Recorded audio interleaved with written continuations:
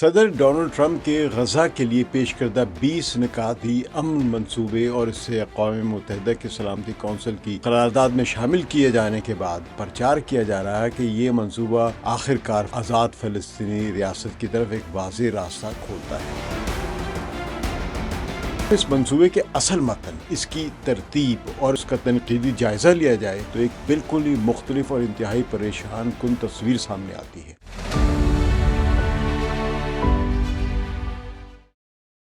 ثقلین امام کا سلام قبول کیجیے۔ صدر ڈونلڈ ٹرمپ کے غزہ کے لیے پیش کردہ 20 نکاتی امن منصوبے اور اس سے اقوام متحدہ کی سلامتی کونسل کی قرارداد میں شامل کیے جانے کے بعد ابھی بھی پاکستان کے کچھ حلقوں میں اس بات کا پرچار کیا جا رہا ہے کہ یہ منصوبہ آخرکار فلسطینی ریاست یا آزاد فلسطینی ریاست کی طرف ایک واضح راستہ کھولتا ہے۔ تاہم اس منصوبے کے اصل متن، اس کی ترتیب اور اس کا تنقیدی جائزہ لیا جائے تو ایک بالکل ہی مختلف اور انتہائی پریشان کن تصویر سامنے آتی ہے۔ اور میں یہی عرض کر رہا تھا کہ جناب اس میں فلسطینی ریاست کی آزاد فلسطینی ریاست کے قیام کی کوئی واضح لائن نہیں ہے، بہت ہی مبہم سا اشارہ ہے، اور اس مبہم اشارے کو ہم سمجھ رہے ہیں کہ بس طے ہو گیا ہے۔ ایسا نہیں طے ہوا ہے، بالکل اس کے برعکس طے کیا گیا ہے۔ یہ منصوبہ نہ صرف بین الاقوامی طور پر تسلیم شدہ دو ریاستی حل سے خطرناک انحراف ہے، بلکہ یہ فلسطینی عوام کے حق خود ارادیت کو بھی غیر معینہ مدت کے لیے ایک ایسے بین الاقوامی انتظامیہ کے ہاتھوں یرغمال بنا دے رہا ہے جس کی ساخت، مدت اور حتمی مقصد میں فلسطینی قومی حقوق کا تحفظ یکسر غائب ہے۔ اور ہم کہہ رہے ہیں کہ بڑا اچھا حل نکل آیا ہے۔ جو لوگ اس منصوبے کے نکات نمبر 9 اور 19 یعنی 20 نکاتی منصوبے میں جو نکتہ نمبر 9 اور جو 19 ہے، اس میں فلسطینی ریاست کا ایک واضح حد تک وعدہ پڑھ رہے ہیں، وہ یا تو بنیادی متن اور اس کے سیاسی مضمرات کو سمجھنے میں ناکام رہے ہیں، یا ایک دو لفظ دیکھ کے سمجھ رہے ہیں کہ یہ تو سارا وعدہ مل گیا ہے۔ ان الفاظ کے ساتھ جڑی ہوئی جو شرائط ہیں ان کو وہ دیکھ ہی نہیں رہے ہیں، یا پھر یہ بیچارے جان بوجھ کر عوام کی نظروں میں اس منصوبے کو قابل قبول بنانے کے لیے اس کی تشریح کو مسخ کر کے پیش کر رہے ہیں۔ یہ سمجھنا ازحد ضروری ہے کہ دو ریاستی حل کی بنیادی روح کیا تھی۔ دہائیوں سے عالمی برادری کا اس بات پر ایک اتفاق رائے رہا ہے کہ 1967 کی سرحدوں پر مشتمل مشرقی یروشلم کو دارالحکومت بناتے ہوئے ایک آزاد، خود مختار اور با اختیار فلسطینی ریاست کا قیام ہی خطے میں پائیدار امن کی واحد بنیاد ہو سکتی ہے۔ یہ کتنے عرصے سے طے ہوا ہے؟ 1967 کے بعد ہی، یعنی جو 99 اکتوبر نومبر میں جو اقوام متحدہ میں جو قرارداد منظور ہوئی تھی اس میں طے کیا گیا تھا، اور یہ بعد میں مسلسل چلی آ رہی ہے بات۔ اس مقصد کے لیے اقوام متحدہ کے درجنوں قراردادیں منظور ہوئی ہیں، اور بین الاقوامی فورمز پر اس پر کئی بار زور دیا گیا ہے، اور اس وقت فلسطینی ریاست کے قیام کے لیے 150 سے زیادہ ملکوں نے اس کو تسلیم کر لیا ہوا ہے، اس کی حمایت کی ہوئی ہے۔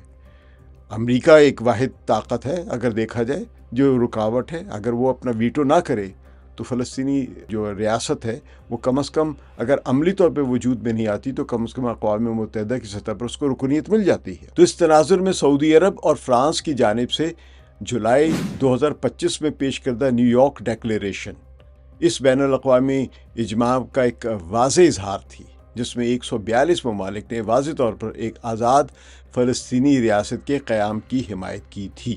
تو اس فرانس اور سعودی عرب کی تجویز کو اس 20 نکاتی امن منصوبے میں شامل تو کیا گیا ہے، لیکن کس طرح یہ بھی میں بتا دوں آپ کو۔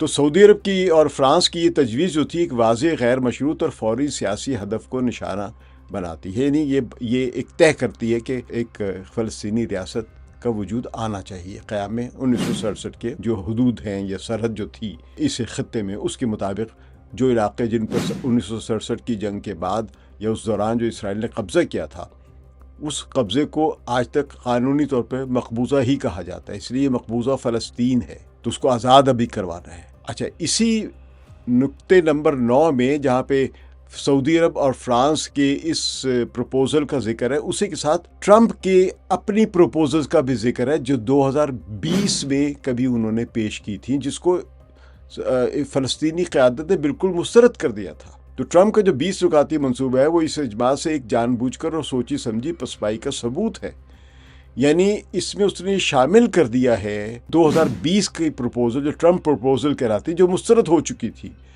اب وہ اسی 20 نکاتی امن منصوبے کا حصہ بن چکی ہوئی ہیں، اور یہ اقوام متحدہ سے توثیق کرا لی گئی۔ یعنی ایک بڑا دھوکہ کیا گیا ہے دنیا کے ساتھ، یا دنیا جان بوجھ کے دیکھ رہی، لیکن امریکہ کے سامنے کون کھڑا ہوتا ہے۔ تو اس میں 2 پروپوزل نقطہ نمبر 9 میں شامل کر دی گئی ہیں کہ سعودی فرانس کی جو پروپوزلز ہیں وہ شامل کی جائیں گی، اور ساتھ ٹرمپ کی جو پروپوزلز ہیں جو انہوں نے 2020 میں دی تھی۔ تو اس کا نقصان کیا ہوگا؟ اس تضاد کو سمجھنے کے لیے منصوبے کے متن کی گہرائی میں جانا ہوگا۔ ٹرمپ کے امن یعنی 20 نکاتی امن منصوبہ جو اس کا نقطہ نمبر 9 جو غزہ کے عبوری انتظام کے بارے میں ہے، در حقیقت فلسطینی خود مختاری کو ختم کرنے کا ایک بلو پرنٹ پیش کرتا ہے۔ اس میں کہا گیا کہ غزہ کو ایک عبوری ٹیکنوکریٹک انتظامیہ کے تحت چلایا جائے گا جو کہ غیر سیاسی ہوگی۔ یہ انتظام اس وقت تک قائم رہے گا جب تک کہ فلسطینی اتھارٹی اپنا اصلاحی پروگرام، یعنی جو اپنے آپ کو ریفارم کرنا ہے، بہتر کرنا ہے، وہ پروگرام مکمل نہیں کر لیتی ہے۔ خدا بہتر جانتا ہے کب تک وہ کر پائے گی۔ یہاں پہلا فریب یہ ہے کہ عبوری انتظام کی کوئی حد مقرر نہیں کی گئی، کوئی ٹائم فریم ہی نہیں ہے اس میں۔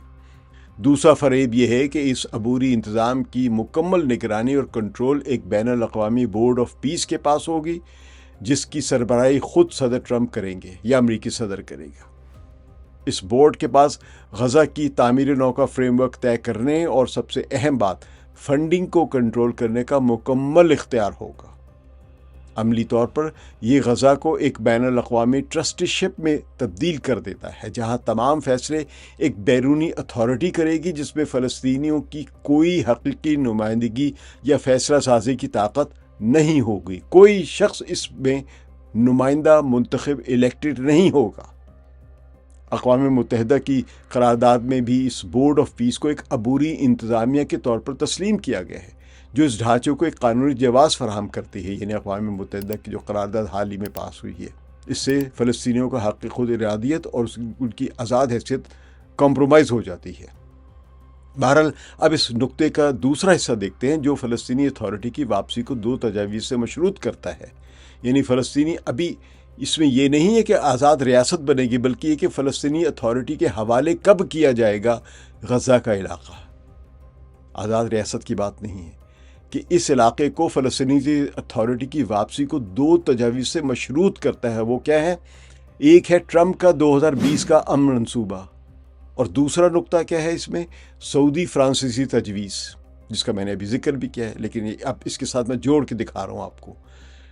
یہاں وہ مرکزی فریب ہے جو سامنے نظر آتا ہے۔ سعودی فرانسیسی تجویز کا مقصد واضح طور پر ایک آزاد ریاست کا قیام ہے، جبکہ ٹرمپ کا 2020 کا منصوبہ ایک ایسی فلسطینی ریاست کا تصور پیش کرتا ہے جو مکمل طور پر غیر مسلح ہو، جو اسرائیل کے خلاف تمام بین الاقوامی قانونی دعووں سے دستبردار ہو جائے، یعنی جو فلسطین نے زیادتیاں کی، تباہی کی، ان سے دعووں سے بھی دستبردار ہو جائے، اور اسرائیل کی طرف سے طے کردہ دیگر سخت شرائط کو قبول بھی کرے۔ یہ ٹرمپ کے 2020 کے منصوبے کی شرائط کے حصے ہیں۔ شرائط اتنی یک طرفہ اور ہمہ گیر تھیں کہ فلسطینی قیادت نے اسے شروع میں ہی مسترد کر دیا تھا۔ نتیجتاً ڈونلڈ ٹرمپ کے پیس پلان کے نقطہ نمبر 9 میں فلسطینی اتھارٹی کے سامنے ایک ناممکن معمہ رکھا گیا ہے۔ ایک طرف تو وہ ایسے اصلاحات کے ایجنڈے کو لاگو کرے جو حقیقی طور پر خود مختار ریاست، یعنی جو کہ سعودی اور فرانسیسی ماڈل ہے، اس کی طرف لے جاتا ہو، یعنی ایسی شرائط پوری کرے۔ جب تک آپ وہ شرائط پوری نہیں کریں گے اس وقت تک آپ آزاد ریاست نہیں بن سکتے ہیں۔ اور دوسری طرف اسے ایسی شرائط، یعنی جو ٹرمپ کے 2020 کے ماڈل پر پورا اترنے کے مترادف ہے، وہ ایک ایسی شرائط ہوں گی جو اسی خود مختاری کو بنیادی طور پر ختم کر دیتی ہے۔ یعنی ایک وہ منصوبہ شامل کیا گیا اس شرط میں یا اس منصوبے میں، ایک سعودی فرانس کے تجاویز کے نام سے جو ہے، جو اقوام متحدہ کے 142 کے قریب ارکان نے جس کی تائید بھی کی ہے، کہ اس میں تو یہ ہے کہ اس کو 1967 کی سرحد کے اندر ایک آزاد ریاست بنایا جائے گا، جبکہ جو ٹرمپ کا منصوبہ ہے وہ تو ایسی شرائط عائد کر رہا ہے کہ تم یہ بھی نہیں کرو گے، وہ بھی نہیں کرو گے، طاقت بھی نہیں ہوگی، کچھ بھی نہیں ہوگا، تمہارا سب کام کنٹرول باہر سے کوئی کر رہا ہوگا، اور وہ بھی یہ کرنے کے بعد بھی ان کو اتھارٹی کے حوالے کیا جائے گا، آزاد ریاست کی بات نہیں کی ہے۔ یہ سب الفاظ ہر قسم کی حتمی ذمہ داری سے انکار ہیں کہ ہمیں نہیں معلوم یہ بنے نہ بنے، شاید بن جائے، شاید یہ رستہ نکل آئے، اس میں بھی آخر میں کہ شاید یہ رستہ نکل آئے۔ تو یہ ایک وعدہ نہیں بلکہ ایک مبہم امکان ہے جو کئی شرائط کے پیچیدہ جال میں جکڑا ہوا ہے۔ تو اس پس منظر میں یہ امن منصوبے کا اصلی چہرہ یہی ہے، کیا ہے کہ فلسطینی ریاست کو تسلیم شدہ حق کے طور پر تسلیم کرنے سے انکار، اور اسے ایک ایسے امکان میں بدل دینا جس کا حصول تب ممکن ہوگا جب فلسطینیوں کی امریکہ کی طے کردہ شرائط کو مان لیں گے، جب فلسطینی سب کچھ مان لیں گے۔ تو بھائی وہ تو کہہ رہے کہ اپنے حق سے دستبردار ہو جو، تو فلسطینی مان جائیں کہ جب تم اپنے حق سے دستبردار ہو گئے، وڈرا کر گئے، تو پھر تمہیں فلسطینی ریاست کی ضرورت ہی کیا ہے؟ تو ہم سب جانتے ہیں کہ کون یہ طے کرتا ہے اس دنیا میں اس وقت کہ مشرق وسطیٰ کے ترازے میں منصف کون ہے؟ امریکہ کی زیر قیادت مغرب، اور وہ یہ طے کرے گی کہ کیا فلسطینی اتھارٹی نے یا فلسطینیوں نے یا غزہ کے رہنے والوں نے شرائط پوری کی ہیں یا نہیں کی ہیں، اور ان کی نظر میں شرائط شاید کبھی بھی پوری نہ ہوں۔ تو مڈل ایسٹ آئی جو ہے ایک میگزین، اس نے اس پر پورا مضمون دیا ہوا ہے کہ یہ پروپوزل جو ہیں 20 نکاتی امن منصوبہ جو یہ دراصل ایک سرنڈر ہے کہ فلسطینی جو ہے وہ ہتھیار ڈال دیں اور بھول جائیں اپنی آزادی کو۔ یہ یک طرفہ شرطیں ہیں جو منصوبے کو فلسطینی ہتھیار ڈالنے کے مطالبے کے برابر لے آتی ہیں۔ منصوبے میں فلسطینیوں سے مکمل اور قابل تصدیق سرنڈر کا مطالبہ کیا گیا ہے۔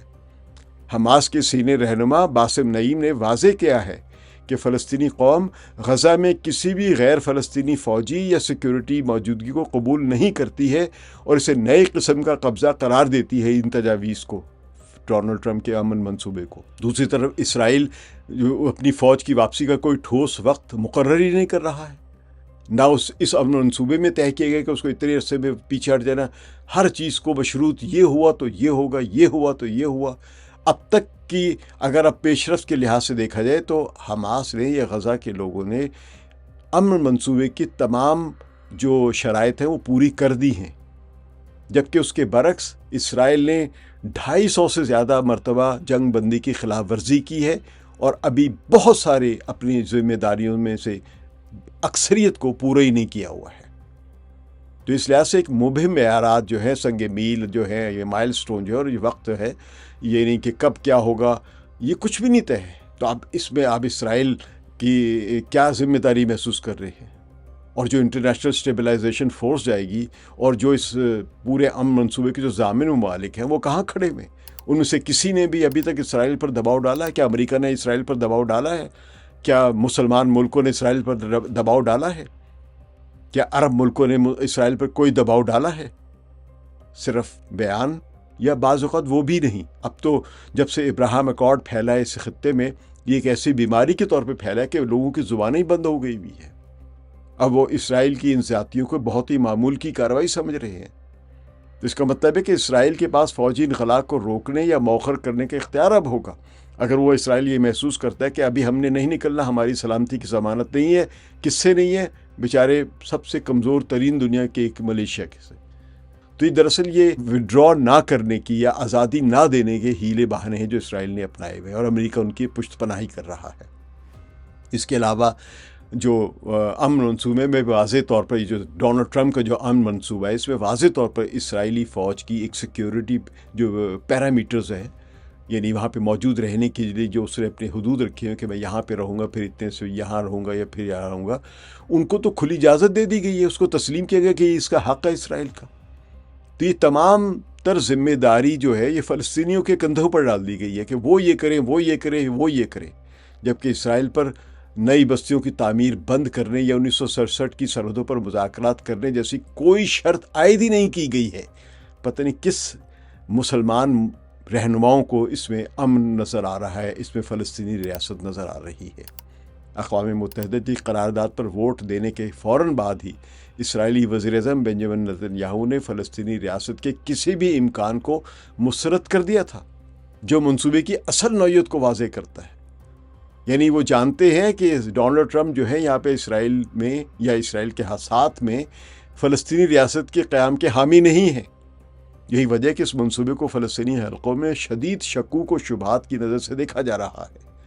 حماس نے واضح طور پر اسے مسترد کرتے ہوئے کہا ہے کہ یہ فلسطینی عوام کے حقوق اور مطالبات کو پورا نہیں کرتا ہے یہ منصوبہ۔ یہاں تک کہ فلسطینی اتھارٹی جس نے ابتدائی یعنی محمود عباس والی جو ہے اس نے ابتدائی طور پر اسے خوش آئند قرار دیا تھا، ان کی طرف سے بھی یہ اعتراض اٹھایا جا رہا ہے کہ قرارداد میں آزاد فلسطینی ریاست کے قیام کے لیے واضح طریقہ کار موجود نہیں ہے۔ یہ پاکستانی دانشوروں کو پھر بھی نظر آ رہا ہے۔ اقوام متحدہ کی جنرل اسمبلی کے صدر نے بھی اس بات پر زور دیا ہے کہ حقیقی امن فلسطینی عوام کے لیے انصاف کے بغیر ممکن نہیں، جو دہائیوں سے اپنی آزاد ریاست کا انتظار کر رہے ہیں۔ تو نتیجتاً یہ کہنا قطعاً غلط نہیں ہوگا کہ صدر ٹرمپ کا 20 نکاتی منصوبہ اور اس کی سلامتی کونسل سے منظوری فلسطینی ریاست کے قیام کی طرف کوئی رہنمائی فراہم نہیں کرتی ہے۔ اسرائیلی وزیر اعظم نے دو ٹوک الفاظ میں کہہ دیا ہے کہ آزاد فلسطینی ریاست کا قیام ان کے لیے ناممکن ہے، یعنی وہ قبول ہی نہیں کرتے ہیں، اور امریکی صدر کی جرت نہیں ہے کہ وہ اسرائیلی وزیر اعظم کی تردید کرے۔ اور اسی لیے یہ امن کا نہیں بلکہ ایک نئی قبضہ گیری اور نئی بیرونی حکمرانی کا منصوبہ ہے۔ پھر بھی نہ جانے کیوں کچھ پاکستانی دانشوروں کو ٹرمپ کے منصوبے میں آزاد فلسطینی ریاست نظر آ رہی ہے۔ شکریہ۔ ثقلین امام کو اجازت دیجیے۔ خدا حافظ۔